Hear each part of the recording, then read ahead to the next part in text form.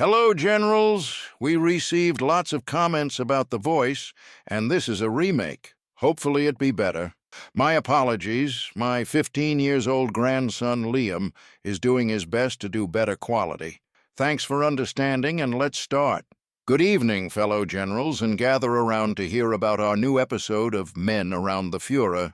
Tonight, we speak of Alfred Joseph Ferdinand Jodl, a man whose life was meticulously plotted along the rigid, unforgiving lines of military discipline, culminating in a historical role so central and so terrible that his very existence forced the world to question where the soldier's oath must finally fracture under the weight of crime. He was known, in the chilling precision of the Nuremberg judgment, as the actual planner of the war, responsible in large measure for the strategy and conduct of operations. His final, haunting farewell, "I salute you, my eternal Germany," echoed from the scaffold, a final defiant salute to a nation he believed he served, even unto the gallows. The path to this grim destiny began not under the proud banner of the Reich, but in the ordered, class-conscious society of Bavaria. Born Alfred Joseph Jodl in Würzburg on May 10, 1890, his early life was shaped by a familial tension between his father, Johannes Jodl, an artillery officer, and his mother, Therese Baumgartner, a farmer's daughter deemed socially inferior. It was only in 1899, after his father retired, that Alfred officially bore the name Jodl. The military blood ran deep. His lineage stretched back to a great-grandfather in service, and his own younger brother, Ferdinand Jodl, also ascended to the rank of army general. Adding a layer of intellectual rigor to this martial upbringing was his uncle, Friedrich Jodl, a noted philosopher at the University of Vienna. His education followed the expected path: the military cadet school in Munich, graduation in 1910, and commissioning as an artillery officer in the 4th Field Artillery Regiment of the Bavarian Army. He took his first wife, Irma Grafin von Bullion, in 1913. When the Great War erupted, Jodl served immediately on the Western Front, suffering a wound to his thigh during the Battle of Saarburg in August 1914, but earning the Iron Cross Second Class soon after. He saw brief action on the Eastern Front, commanding a battery in the 72nd Hungarian Field Artillery Regiment, before returning west to staff work and earning the Iron Cross First Class in 1918. The shattering defeat of 1918 briefly pushed Jodl toward civilian life. He considered studying medicine. But the ingrained habit of service prevailed, and he chose to remain a professional officer in the minuscule Reichswehr. His aptitude for staff work soon propelled him into the secretive heart of the forbidden general staff, the Truppenamt. By 1932, now a major, Jodl was a key figure in the operations department, intimately involved in planning the enlargement and reorganization of the army, already in violation of the Versailles restrictions. It was during this period of rising political turmoil that he encountered Hitler, who, a fellow Bavarian, took a liking to the precise professional officer. Jodl's rise accelerated with Hitler's consolidation of power. In 1935, he was appointed chief of the National Defense Section in the High Command of the Armed Forces, OKW, placing him immediately below Wilhelm Keitel. He was already discussing the need for secrecy and mobilization, noting in 1934 that personnel increases should not cause the disquieting of foreign countries through conspicuous mobilization measures. The tapestry of aggression began to weave itself in Jodl's files, a dark prelude to the war he would later plan. Evidence from his own handwritten diary revealed his role in applying political and military pressure for the Anschluss with Austria. Following Hitler's instructions, Jodl and Keitel fabricated or shammed military action to enforce agreements on Austrian Chancellor Schuschnigg. When Schuschnigg resisted with a plebiscite, Jodl's diary noted Hitler's decision not to tolerate it, and Jodl subsequently issued and initialed supplementary instructions for the invasion order Case Otto on March 11, 1938. The military focus then shifted to Czechoslovakia. Jodel was deep in the planning of Operation Green, the invasion blueprint. Most damningly, a memorandum he approved in August 1938 stipulated that the plan would be set in motion by creating an incident in Czechoslovakia to provide the necessary military justification. After the political victory of the Munich Agreement ceded the Sudetenland without a fight, Jodel penned a revealing statement, celebrating the Führer's genius and his determination not to shun even a world war for winning the victory without force. He hoped this success would finally convert the incredulous, the weak, and the doubtful people to Hitler's cause. In 1939, promoted to general major, Jodel returned from his brief command tour in Vienna and Brno just in time for the explosion. Hitler personally installed him as chief of the operations staff of the OKW on August 23, 1939, days before the invasion of Poland. This position defined his destiny. Though Keitel was his superior, often a compliant figure, Jodel, as chief of operations staff, served as Hitler's principal military conduit and the organizational mind behind the entire war effort. Jodel was, historians argue, the actual planner of the war. He was physically inseparable from the vortex of power, living for most of the war at the Wolf's Lair, Hitler's headquarters. His daily routine involved reporting to Hitler on operations, often twice, and then translating Hitler's decisions into formal military language. The crucial Führer directives. He saw his function as purely formal and technical, a mere drafter of what Hitler commanded. Yet the prosecution contended that his competence and unwavering position made this claim untenable, viewing him instead as the organizational and intellectual brain behind the Nazi military operations. Jodel's staff orchestrated the sweep of the early campaigns, including the invasions of Denmark and Norway in April 1940. His records confirm the extensive planning, showing that he signed many of the orders, delaying the Western offensive until May 1940.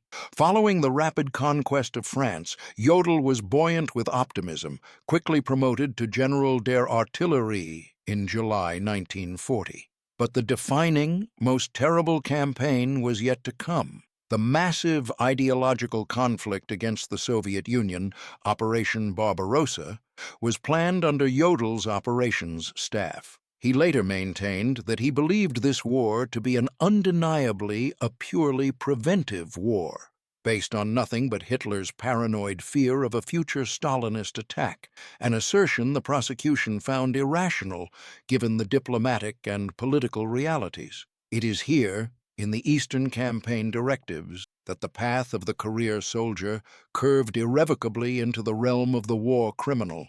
The Nuremberg Tribunal focused relentlessly on Jodel's involvement in drafting and transmitting orders that constituted war crimes and crimes against humanity. Foremost among these was the Commissar Order, issued in June 1941, mandating the summary execution of Soviet political commissars. This was not a military policy born of battlefield necessity, but an act of ideological extermination. Jodel's awareness of its criminal nature was established by his own hand. A draft of the order contains Jodel's handwriting, suggesting that the policy should be framed as retaliation. He claimed this note was his attempt to get around it, seeking a subtle way to mitigate the raw criminality, knowing that moral or legal arguments had no effect on Hitler.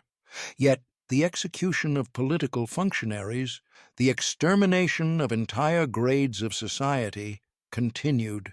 The military commanders were told this was a war of extermination, and they must forget the concept of comradeship between soldiers. Then came the Commando Order of October 1942, directing the immediate execution of captured Allied commandos and guerrillas, even if properly uniformed.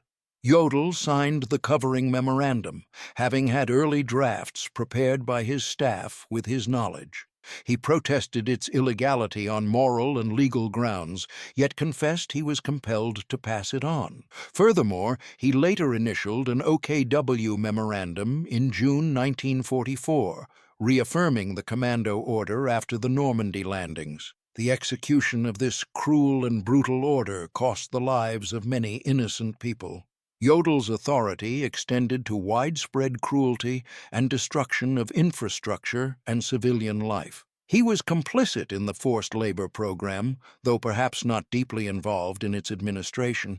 He urged action with remorseless vigor and resolution in occupied countries like France and Denmark to compel work on the Atlantic Wall defenses. In October 1941, Jodel signed a directive stating Hitler would refuse any surrender offer from Leningrad or Moscow, insisting the cities be completely destroyed. His defense was that this was based on fear the cities would be mined, as Kiev had been. Later, in 1944, he ordered the brutal application of scorched earth tactics in Norway, directing the evacuation of all persons in northern Norway and the burning of their houses to prevent aid to the Russians. Jodel claimed he was personally against this order, but that Hitler dictated it.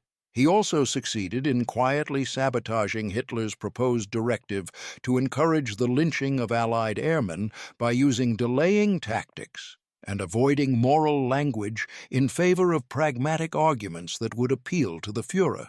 Yet, his involvement was recorded, and he was forced to navigate the morally repugnant policies of the regime. The strategy of the late war saw Jodel involved in desperate measures, often in conflict with reality. He was present when the bomb detonated during the 20th of July plot in 1944, suffering a concussion.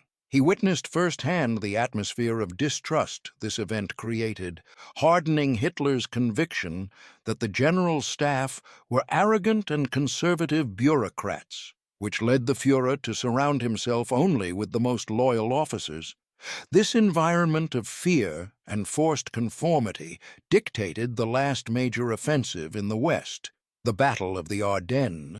Jodel, the chief of operations, knew the war was lost. The offensive itself was fraught with contradiction. Commanders like Rundstedt complained that absolutely all conditions for the possible success of such an offensive were lacking, and Model lamented that the plan hasn't got a leg to stand on. Yet Hitler dismissed all suggested adjustments, viewing himself as an authority in all spheres of life, and attached a handwritten note to the final plan, not to be altered. This absolute lack of flexibility imposed from above was the death blow to the operation. Jodel, like the other professional commanders, adopted the impossible plan out of a sense of professional duty and recognition that this was the last hope for the Wehrmacht and the fatherland. As the Reich crumbled around them, Jodel received his final promotion to Generaloberst in February 1944. His first wife died in April, and he remarried Louisa von Benda in March 1945. When Hitler was dead, Grand Admiral Dönitz, the designated successor, desperately hoped to negotiate a partial surrender to the Western Allies while holding the line against the Soviets. It fell to Jodel, the operations chief, to execute the final act of capitulation. He was dispatched to Reims, France, to negotiate with Supreme Headquarters Allied Expeditionary Force.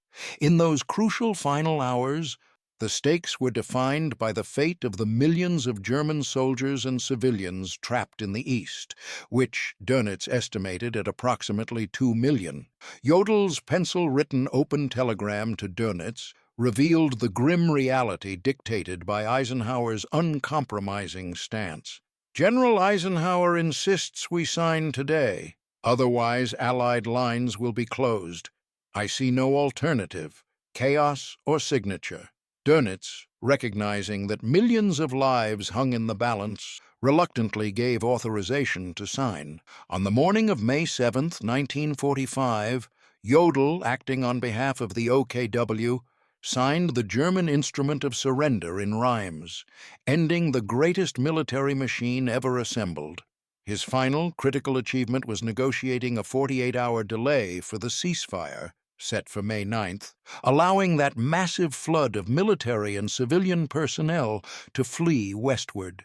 Jodel's military career had ended. His legal ordeal was about to begin. Arrested on May 23, 1945, he was brought before the International Military Tribunal at Nuremberg, indicted on all 4 counts: conspiracy to wage aggressive war, waging aggressive war crimes, and crimes against humanity. The prosecution painted him as unquestionably brilliant, but possessing an irritating superciliousness, cynical, and prone to self-righteous rationalization. They argued that his technical role was not an excuse, as he had effectively destroyed his own defense by displaying an impressive knowledge of the diplomatic and political ramifications of the aggressions he tried to justify. His defense counsel, Professor Dr. Franz Exner, a meticulous lawyer, argued that Jodl was a career officer, not a politician, whose duty was solely to execute the will of the Führer. Jodel's central defense was the doctrine of superior orders.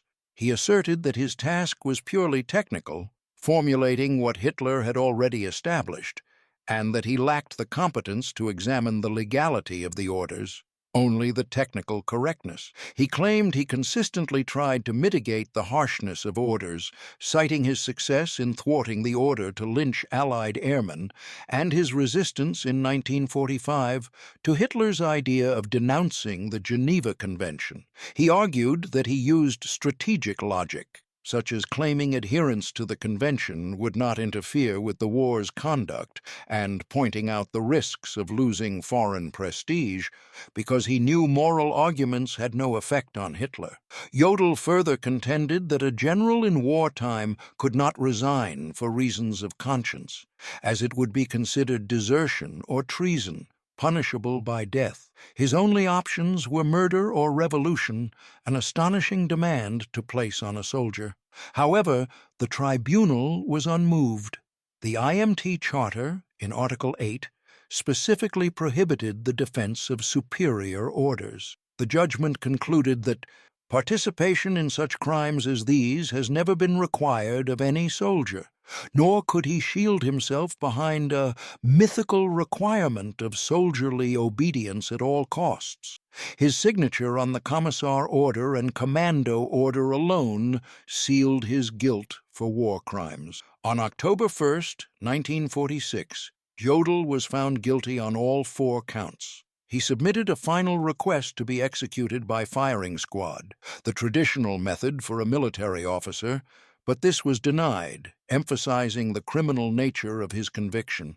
The final act occurred in the dead of night, October 16, 1946, in the Nuremberg prison. Jodel, haggard but firm, dressed in his Wehrmacht uniform, was the 9th man led to the gallows. As the black hood was placed, Jodel issued his final defiant proclamation, "I salute you, my eternal Germany." The subsequent execution was tragically flawed.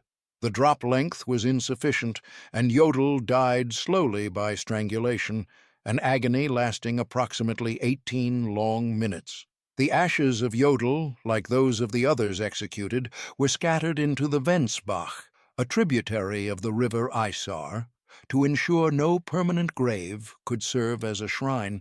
His death, however, did not silence the legal debate. In 1953, a West German denazification court briefly and controversially declared him posthumously not guilty of breaking international law, a declaration swiftly revoked by American authorities later that year.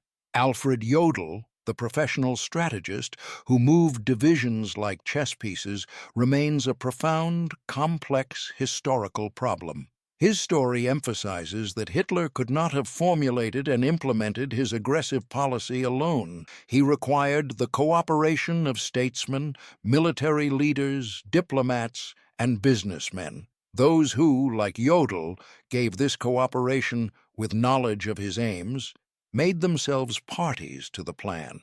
The logic of his defense, That his protestations of good intent seem insufficient to mitigate this unavoidable reality, that innocents were killed and Jodel's signature was on the order that allowed it, settled the matter for the tribunal. The shadow of the man who served his Führer until the end, defining duty over conscience, continues to haunt the history of warfare.